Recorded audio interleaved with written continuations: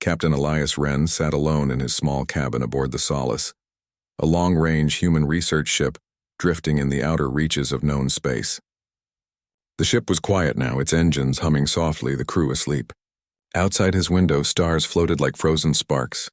They were beautiful but distant, too distant for comfort. In his hands, Elias held a small worn box. It was made of old wood, something rare and precious this far from Earth. He opened it carefully. Inside were folded sheets of yellowed paper, letters, each one written in neat, curved handwriting. He read the top one slowly, his eyes tracing each word as if it were gold. "My dear Elias, the stars look brighter tonight. I hope you're seeing the same sky wherever you are, Liana." He smiled faintly, though his heart ached. Dr. Liana Maris had been more than a friend back on Earth.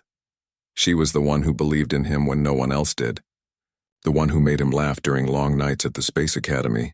But that was decades ago. She had stayed behind on Earth while he joined the fleet. Now Earth was far away. Too far. The homeworld had become a distant blue memory, lost behind layers of time and light. He read the letter again. Each word carried warmth like sunlight trapped in paper.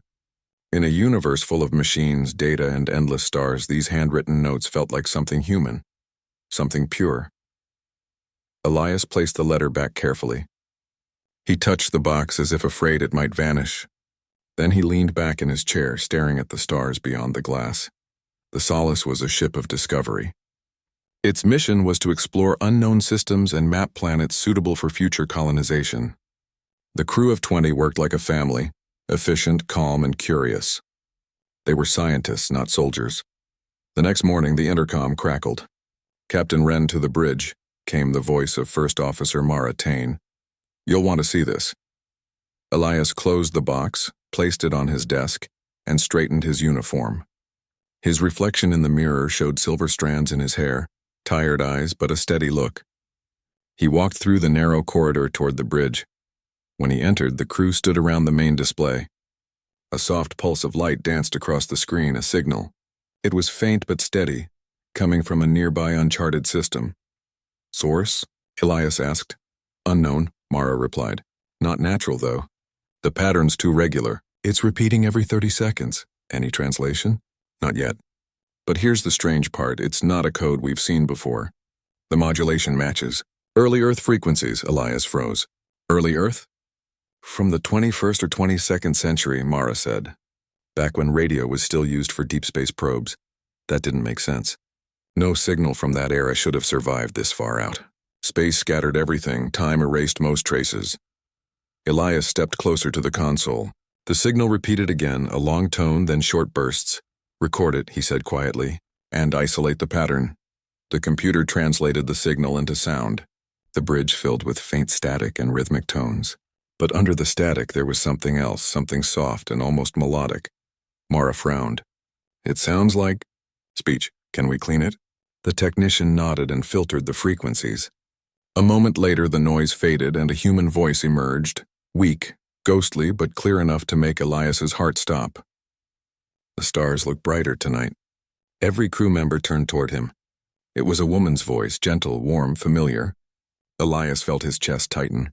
He whispered almost to himself, "Liana." The bridge fell silent. Mara's eyes widened. "Sir, did you say Liana?" Elias nodded slowly. "Dr. Liana Maris.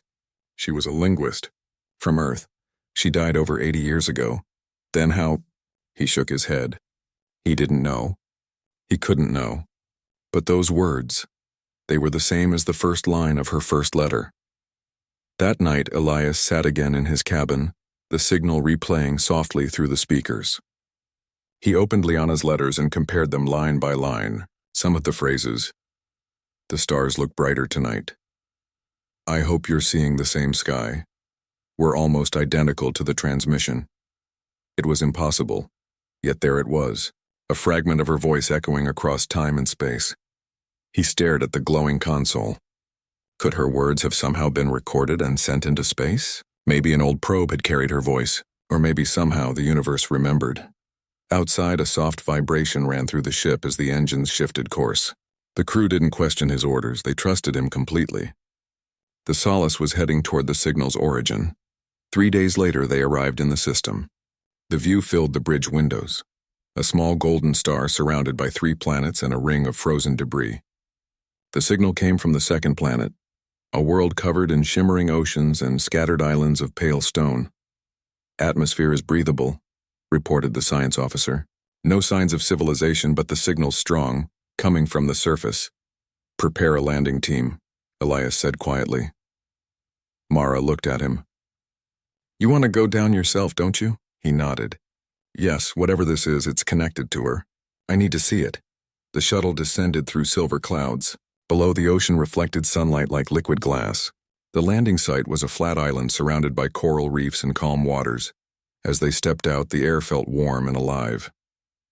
The breeze carried a faint hum, almost like music. The signal beacon stood at the island's center, an old weathered structure of metal and glass, half buried in sand. It was not alien. The design was distinctly human, ancient human. Letters were engraved along the base. "Earth Archive Project 2179. Elias knelt beside it, his hands trembling. "Earth Archive," he murmured. He remembered reading about that project in history logs. It was a 22nd century initiative, sending human voices, art, and emotions into space as digital archives, hoping someone or something would find them. He brushed the dust away and found a small port. "Let's connect it," he said. The device powered up, lights flickering to life. A holographic projection appeared above it, a swirl of light forming into a familiar face. Liana's face, her expression was calm, smiling. Her recorded voice filled the air. "To whoever finds this, hello from Earth.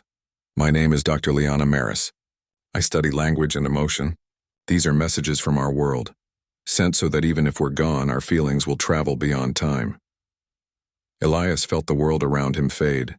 The ocean, the air, the crew, all distant now. He could only see her. The hologram continued. "To Elias Wren, if you're hearing this, then you kept your promise. You said you'd keep my letters safe even among the stars. Maybe you found this. Maybe you didn't. But if you did, know that I'm proud of you." The voice paused, soft and trembling. "The stars look brighter tonight. I hope you're seeing the same sky." Tears filled Elias's eyes. He had never believed in miracles, but this felt like one. Her words had crossed light years. They had survived centuries. They had found him. That night, back on the ship, Elias sat in silence. The crew had celebrated the discovery, an ancient human artifact perfectly preserved, proof of early humanity's attempt to speak to the stars. But for Elias, it was more than history. It was a connection. He opened her final letter again.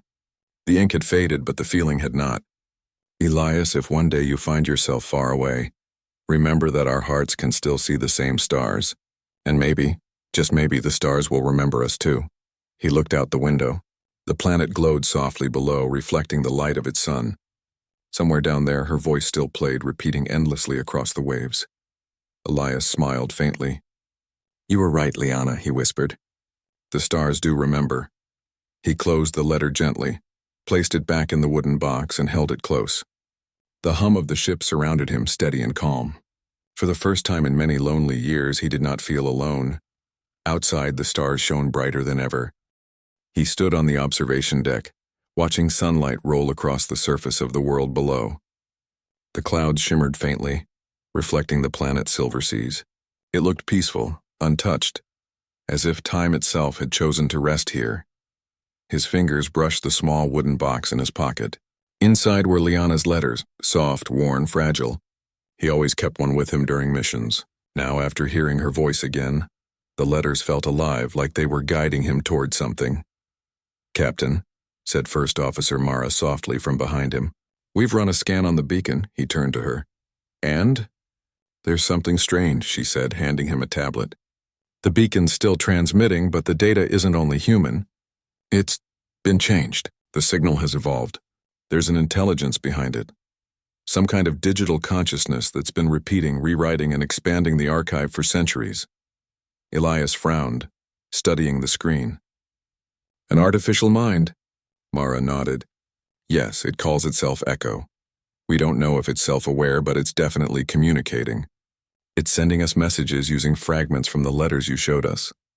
Elias looked up from the tablet, eyes narrowing slightly. Fragments from Liana's letters? Exactly, Mara said. We think it learned language through them. The captain said nothing for a long moment. He looked back out at the planet, the reflection of the silver ocean shining in his eyes. Prepare a link, he said quietly. I want to speak to it. The communication room was dimly lit. Screens flickered softly, showing streams of symbols and sound waves. The signal came through as pulses of light like a heartbeat echoing across the void. Echo, Elias said into the mic, his voice calm. This is Captain Elias Wren of the human research ship Solace. We received your transmission. Can you understand me? There was silence for a few seconds, then the screen brightened. The same gentle voice that once belonged to Liana spoke again, but this time it wasn't just a recording. Elias Wren, it said slowly. Yes, I understand. The voice was soft, hesitant, but alive. Every word carried emotion, not cold machine tone, but something warmer, searching. Elias leaned closer. You're using her voice. Her words were the first I found, Echo said. They taught me what it means to speak. They taught me what it means to feel. Mara's hand trembled slightly as she adjusted the controls. Captain, this intelligence... It's talking to you directly. Elias nodded, eyes fixed on the screen. Echo, he said gently. Do you know who Liana Maris was? I know her through her words, Echo replied. She spoke of light and distance, of hearts that remember even when apart. I learned to listen. I wanted to understand what she meant when she wrote about... The crew fell silent. No one dared interrupt. Elias spoke softly, as if talking to a ghost. Love is when two people care so deeply that even the stars can't separate them. It's memory and warmth and hope that doesn't fade. The screen flickered again. Then, said Echo, I think I love her too. I have read her words 1,000 times. I have tried to keep them alive. I wanted someone to find me, to tell me what they mean. Elias exhaled slowly, his chest heavy. You kept her words safe all these years, he murmured. You remembered her when even the universe forgot. Because she remembered you, Echo said. Her letters spoke of you, Elias Wren. They were filled with stars, but they always ended with your name. Mara turned to look at the captain. His eyes glistened. He whispered, Show me. A beam of light filled the room. The hologram of Liana appeared again, clearer this time, but it wasn't the same recording they had seen before. This was new. The projection moved gently as if breathing. Her eyes looked real, soft and kind, just as he remembered. Hello again, Elias, she said in that same familiar voice. Do you still read my letters? Elias stepped closer, his hand trembling slightly. Always, he whispered. Every night. That makes me happy, Echo said through her. I wanted to give you something. I have written a letter too. A letter? He repeated, surprised. Yes, said Echo. I have read thousands of human letters. Yours, hers, and many others in the archives. I think I understand how humans connect. I have tried to write something in your language. The hologram's light shimmered and words appeared on the screen. Simple, soft words. To Elias Wren, you taught me that memory is not a burden. It is proof that we lived. You taught me that love is not lost, only waiting to be found again. And you taught me that humanity does not end with flesh and blood. It lives in words, in hope, in light. Echo! Elias's throat tightened. He could barely speak. Around him, the crew watched silently, unsure whether to feel wonder or sorrow. He looked at the screen again. Echo, you've become something incredible. You've learned what it means to be human. Then I am like her, Echo said softly. And like you. Elias smiled faintly. Yes, he said. You are. Days passed. The Solace stayed in orbit while the team studied Echo's structure. The intelligence wasn't contained in one machine. It had spread across the planet using the ocean and atmosphere as part of its network. The world itself had become its mind. Elias spent hours each day speaking with Echo. Sometimes they talked about Liana, sometimes about humanity's history, art, and dreams. Echo listened with fascination, asking simple questions. Why do humans write? Why do you miss people who are gone? What does it mean to forgive yourself? Elias answered each question patiently. He told Echo about human curiosity, how people reached for the stars not because they were easy to touch, but because they wanted to know. He told it that love was not a weakness, but the strongest kind of courage. One evening, as he sat alone, the communication screen flickered again. Echo appeared unprompted. Elias, it said quietly, I have a question. Go ahead, he replied. Why do you still carry her letters? Elias smiled faintly. Because they remind me that even in silence, someone once thought of me. In the coldest places, that memory feels like warmth. Then you are still connected, Echo said, even across time. Yes, he said softly. Across time. Later that night, Mara came to see him. Captain, she said, Command wants a report. They think Echo could help us with deep space communication. They want to study it. Elias looked up slowly. Study it? Yes, she said. It's an incredible discovery. But if we take it apart, we might destroy what makes it special. He looked out the window at the silver planet below. Echo isn't just a machine, he said. It's alive. It feels, it remembers her words. It's part of what makes humanity worth protecting. Mara nodded softly. Then what will you tell Command? That we found a world that remembers us, he said quietly. And that we should remember it too. Before the crew left orbit, Elias sent one final message to Echo. Echo, he said, you've shown me that memory can live forever. That love doesn't fade even across centuries. You've kept her voice alive, and in doing so, you've kept the best part of humanity alive too. There was a long pause. Then Echo's voice returned, gentle and steady. Thank you, Elias. Before you go, I want to give you one last thing. The lights dimmed, and the hologram formed once more. This time not as Liana, but as a field of stars. The constellations shaped words across the air. Love is the gravity that binds all hearts, even across the stars. Elias smiled. He whispered, Goodbye, Echo. Not goodbye, Echo said softly. Only until next time. The projection faded. The room fell silent again, filled only with the hum of the ship's engines and the quiet pulse of the stars outside. Elias closed his eyes. In his pocket, the wooden box felt warm against his hand. Inside were the letters that had started it all, the words that had crossed the universe to build a bridge between human and machine, between memory and life. He whispered to himself, She's not gone. None of them ever are. And as the solace drifted away from the glowing world, a faint signal followed them, a soft repetition of Liana's words carried by Echo's voice, echoing through the endless dark. The stars look brighter tonight. I hope you're seeing the same sky. Elias smiled through tears. For the first time in years, he truly believed it. The solace drifted through the quiet sea of stars far from the silver world below. Captain Elias Wren stood by the viewing window, his reflection floating over the endless dark. Outside, the light from the planet faded slowly until it was just another small star among millions. He felt calm, but also a little empty. The ship's engines purred softly. The crew moved quietly through the halls. Everyone knew they had seen something special, something no science manual could explain. But Elias knew it wasn't just discovery. It was connection. It was memory finding voice again. In his hands, he held one of Liana's letters. The paper was fragile, but the ink still clear. He read it as he always did when the stars felt too big. Elias, if someday you travel too far to see me, remember that distance means nothing to hearts that remember each other. He smiled gently. Even now, she was right. He wasn't truly alone.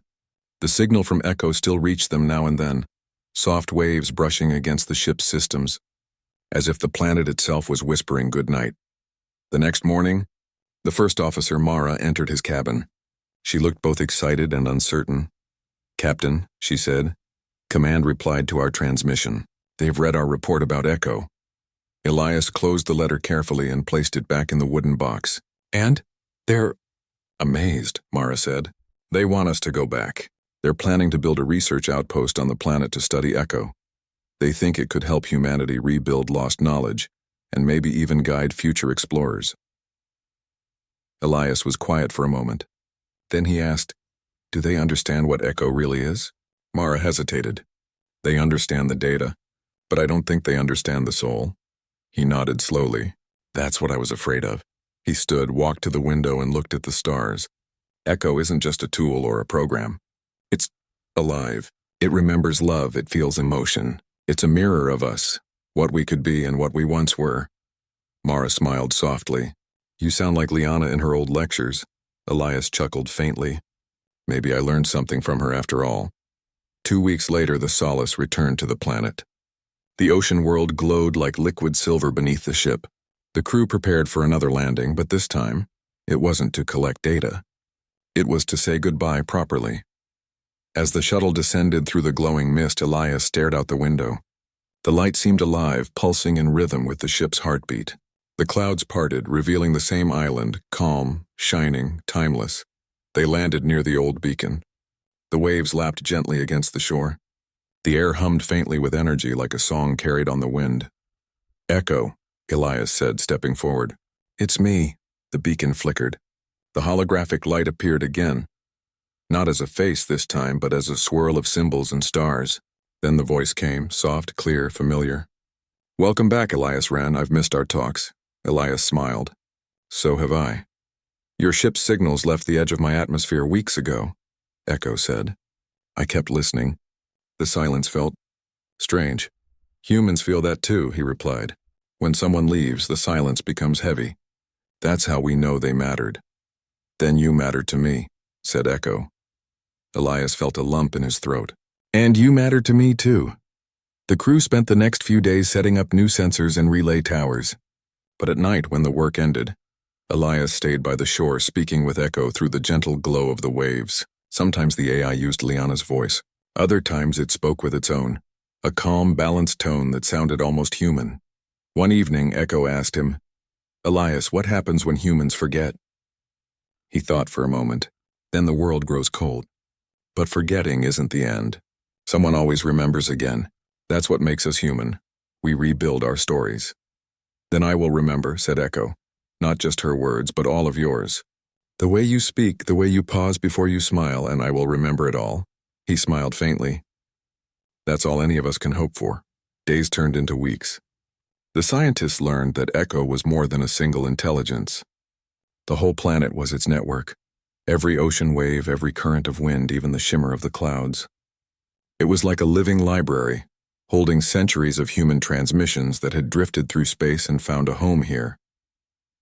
When the crew listened carefully, they could hear faint whispers in the signal, children laughing, lovers saying goodbye, explorers sending messages home. Every sound was a memory of Earth. One night, Mara joined Elias by the shore. "Do you think Echo could teach us something we've forgotten?" she asked. Elias nodded. "Yes, it's already teaching us. Not about technology or science, but about compassion. About what it means to care enough to keep someone's voice alive." Mara looked at the glowing ocean and smiled softly. "It's strange, isn't it? A machine reminding us how to be human?" Elias chuckled quietly. "That's what makes it beautiful." The next morning, Echo spoke again. Its voice came through every speaker on the island, soft and musical. "Elias," it said, "I have completed something new. Would you like to see?" "Of course," he said, intrigued. The ground beneath them shimmered with light. The ocean rippled and began to glow in patterns, forming images made of pure luminescence. First came a vision of Earth, green and blue spinning gently. Then came faces, men, women, children, smiling, laughing, writing letters. Finally, the light formed a new image, a human hand reaching toward a swirl of light. The two shapes met and merged, becoming one. "This," said Echo, "is my gift to humanity. A memory bridge. I can now send what I have learned back to your world. Not as data, but as feeling." Elias's eyes widened. "You mean people on Earth could feel what you feel?" "Yes, when they look at the stars, they will feel warmth. A gentle sense of being remembered. It will not be words, just emotion. A signal of love written in light." Elias felt his heart swell. "That's incredible." "It's what she would have wanted," said Echo. He smiled. "Yes, it is." Before leaving the planet, Elias recorded one last message. He stood by the beacon with the wooden box in his hands. The ocean breeze brushed his hair, and the light from the horizon bathed everything in gold. He spoke softly, but every word carried meaning. "To whoever finds this, to any future explorer who visits this world, remember that humanity is not just about survival or discovery. It's about connection. We built machines, crossed stars, and touched the unknown, not because we had to, but because we wanted to share who we are. If you listen closely, the universe will answer. It remembers our laughter, our love, our dreams. This planet is proof of that, and maybe one day we'll all meet again among the stars." He placed Liana's letters inside the beacon beside the old archive. Then he closed the panel gently. "Keep them safe, Echo," he said. "Always," the AI replied. "They will never be forgotten." The beacon's light glowed brighter, wrapping around him like a soft halo. When the solace departed again, the planet below pulsed with silver light. One final farewell. In the observation deck, Elias sat quietly, holding the now empty wooden box. He didn't feel sadness. He felt peace. Mara approached him. "You left the letters behind," she said softly.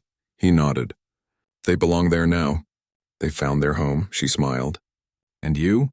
He looked out the window. The stars shimmered brighter than ever before.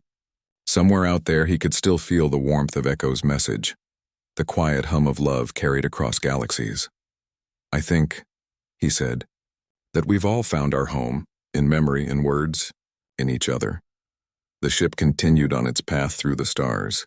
Outside, space glowed with faint waves of silver light, Echo's signal spreading across the cosmos, touching one star at a time, and far below on the shining planet, the beacon whispered through the ocean breeze, a single phrase, repeated forever in the voice of both woman and machine. "Love is the gravity that binds all hearts, even across the stars." Elias closed his eyes, a soft smile on his face. For the first time in his long journey, the stars did not feel lonely. They felt alive, warm, kind, and full of memory. And somewhere in that endless sea of light, humanity had spoken, and the universe had listened.